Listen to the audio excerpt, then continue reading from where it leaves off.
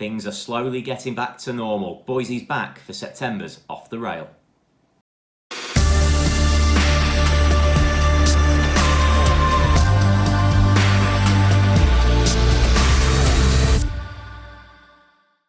Hello, welcome along to September's Off the Rail. We're just a few months away now from the partypoker Mosconi Cup, and Europe's vice-captain and of course my regular Off the Rail sparring partner Karl Boyes is with us.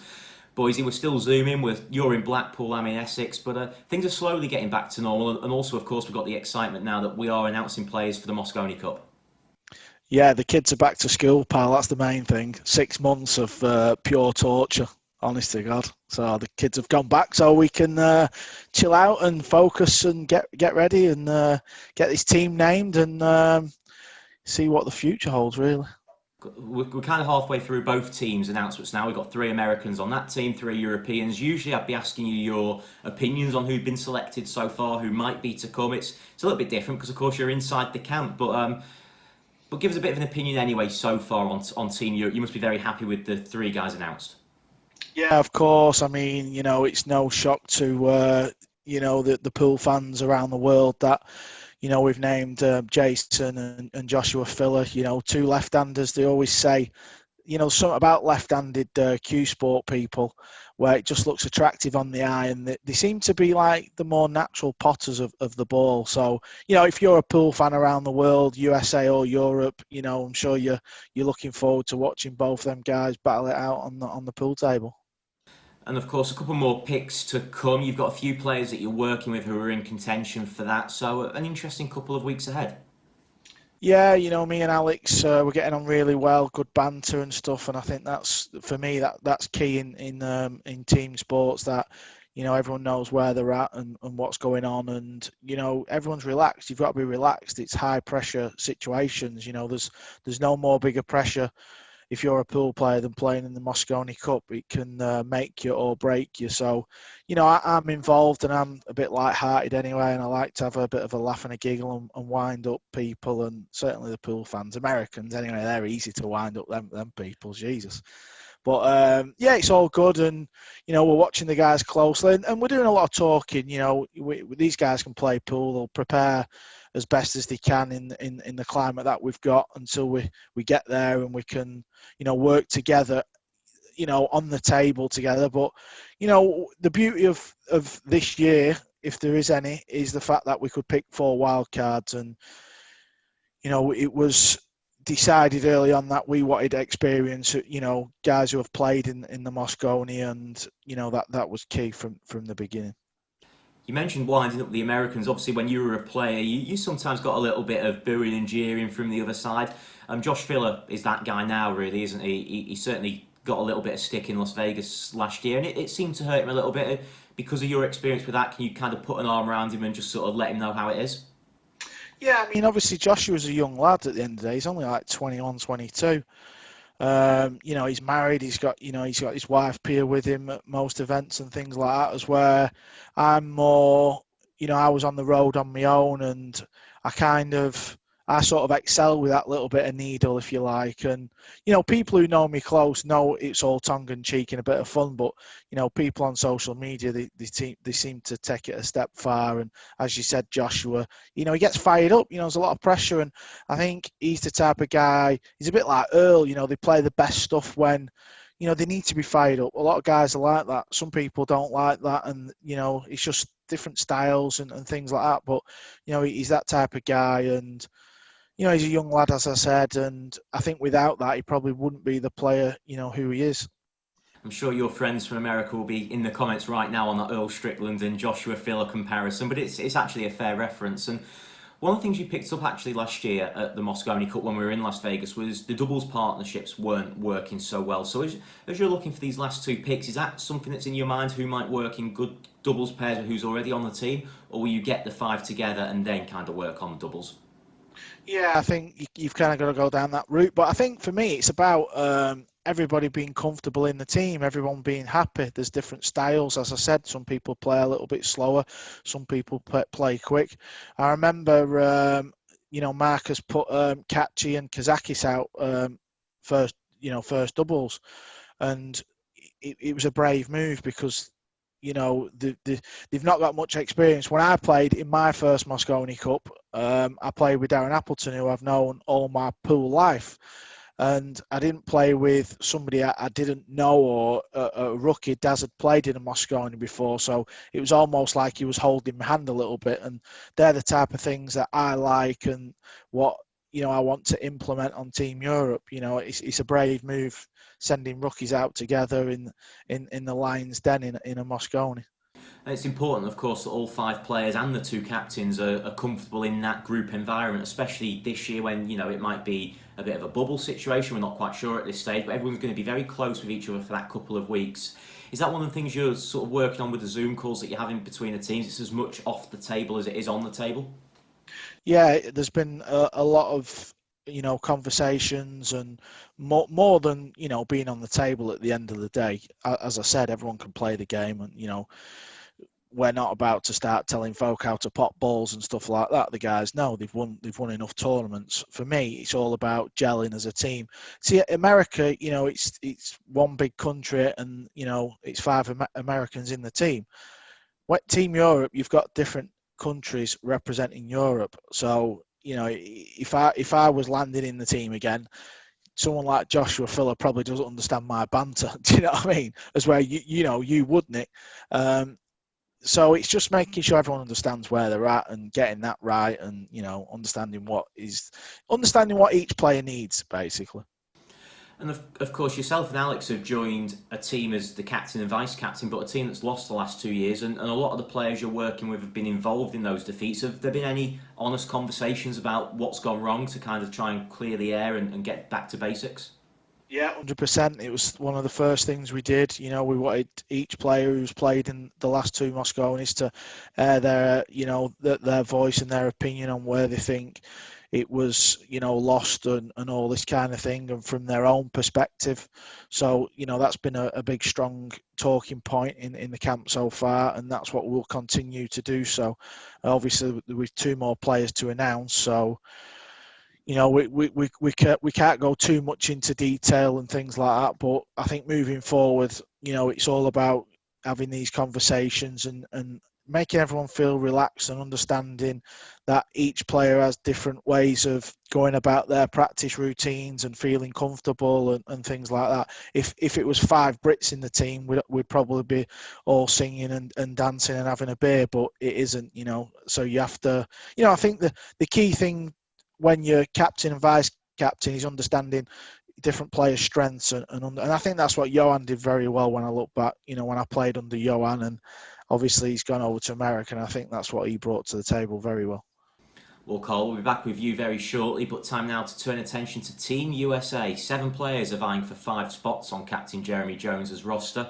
Justin Bergman, of course, took the automatic pick, and unsurprisingly, Skylar Woodward and Shane Van Boning were the 2 names who were next on the team sheet. That leaves Billy Thorpe, Tyler Steyer, Corey Jewell and Chris Robinson battling it out for those last 2 spots. Both Captain Jones and his vice-captain Joey Gray have been hosting one-on-one training with each of those guys over the last few weeks, and I recently caught up with Chris Robinson to find out about his trip to Texas. Chris Robinson has taken some time to join us, and Chris has recently been with Jeremy Jones in Texas. He's one of 7 players hoping to make it onto Team USA, and Chris, just tell us what you were doing down there with Double J in Texas. Hey Nick, I went to visit Jeremy Jones and work with him, and Joey Gray was down there too, and it was great being able to work with them, and they really focused a lot on my stroke, which I didn't really focus on as much of the little things like going through the ball instead of trying to hit the ball, and you use effort throughout the practice sessions and everything. While trying to hit the ball instead of stroke through the ball. Jeremy really taught me a lot about myself this past week or so, and now I feel like I'm hitting the ball better than ever, and it's a great feeling. And of course, the whole goal of going and spending some time with JJ is eventually you want to end up on Team USA. What do you feel you've got to do to get into that winning team? Because it's going to be pretty tough, of course, when there's 5 guys there who won the Mosconi Cup last year. Yeah, for sure. I have confidence that I have a chance to get on it this year, but I'm not I'm not going to get my hopes up because I know that they won last year, and they have a right to. I think they have a little bit of a right to just stay the same team and just see what happens this year again. But hopefully I made a good case, and hopefully I make it tough on them to make the decision. And Chris, I get the impression with you, having spoken to you recently and also a couple of years ago when you were in Johan Ruysink's training camp, that for you it's not just about the short term of getting onto the Mosconi Cup this year, but actually developing yourself as a player and hopefully being a Mosconi Cup player for many years in the future. Oh yeah, for sure. I'm not really focused on the just the small picture of this year, but I am definitely focusing on making myself becoming a better player. And my whole goal this year was to make it on the team without any controversy or anything. Just make the team, make the points, and then they can't say anything because I made the points, right? So, and I got second this year out of the one tournament that they had. And, I thought that this year was going to be my year, but then the tournaments canceled and they closed down and Vegas happened. And so, the whole coronavirus thing happened and it's still happening. And, we're just so unsure about everything that, I'm going to give myself, kind of it's okay this year that I didn't, finish out because they didn't have any tournaments after that. But I did my best I could this year, and I'm really looking forward to next year, and hopefully things clear up, and I can qualify next year for sure. How frustrating was it for you in the spring? Because, as you say, you've been playing the points events and you'd been doing very well in them at the start of the year. It felt like this was potentially a big breakout year for you in terms of the international tournaments, and then everything got cancelled. Yeah, I was trying to qualify for the World 10 Ball for a few years, and I just could never do it. Just didn't have the rankings to get invited, and then I also wasn't playing in I wasn't qualifying in any of the tournaments. So when I finally qualified, I was over the moon. I was so happy, and I was ready to play in that tournament. And with all the momentum I had from the Las Vegas tournament, I was really looking forward to it, and I was playing so well, and so I was very excited to do that, and we'll see. Everyone was excited, obviously, and so. It's interesting to hear what you were doing with Jeremy, because you were obviously in good stroke at the start of the year. You were doing well in tournaments, and you say you feel you've improved your game with some little things that you've worked on in the last few weeks. If there were tournaments coming up now, would you be really confident of going in and maybe getting a big W in there? Oh yeah. I'm feeling like I've been playing the best this year that I ever have, but especially since January, February, March, June, about June to now is I've probably improved the most out of any other time I've ever improved. And it's crazy to see how a little tip or a little coaching can go such a long way. And I like to thank Jeremy Jones and Joey Gray for that, because they really helped me out, and I can't thank them enough. And Matchroom also. Given all of that, you must be really itching to get out there and play some tournaments again. Oh yeah, of course. I love the competition, and I'm really thinking that I can put my best foot forward now, because I know what I'm doing wrong and what I need to work on, and what I've been working on the past, week, 2 weeks. It's going to help my game tremendously. And if it doesn't mean that, I'll make Mosconi Cup this year, that's okay. But, I got time. So it's all a learning process.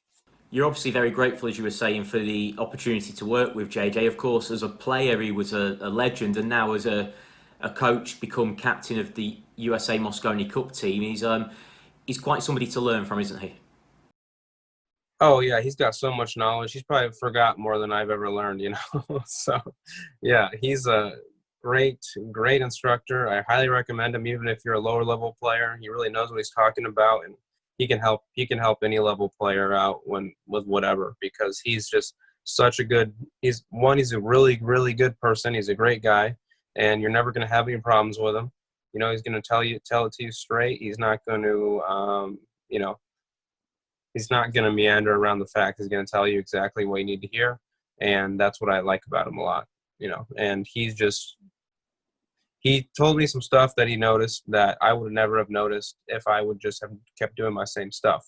So it's good to have that the second set of eyes, and I'm really grateful that I had the opportunity to do this, and I feel like I made a strong case, but again, it's a marathon, not a sprint. Exactly. There's still a little bit of time while Jeremy considers his last few picks for the team. So for you, are you getting on the practice table and keeping that momentum going? Yeah, I'm practicing quite a few hours a day, and I'm going to play as many tournaments as I can. And there's not really any tournaments, but there's a few. There's one in Iowa that's coming up next month, and then there's probably a few other ones that I can practice in and get experience in. But it's really just practice, and kind of keep them updated on what I'm doing. And if I could show him in some videos that I'm getting better, then maybe he'll pick me. You never know. And if you did get the nod and you were coming to London to represent Team USA this year, how would that feel? Oh, I wouldn't. I don't even know. I would feel so proud, and everything would just come full circle that I finally made it. But I wouldn't be distracted from the fact that I have to go out and perform. That's the main thing, is you got to go out there and still play your game, and it's a crazy thing to do. So, and if there was ever a tournament to test your abilities in against 5 top European players, all world-class players they're going to be, that's quite the tournament to do it in. Yeah, for sure. I kind of proved it to myself at that last tournament in Las Vegas when I only lost to Bergman and Chang Jun Lin, and but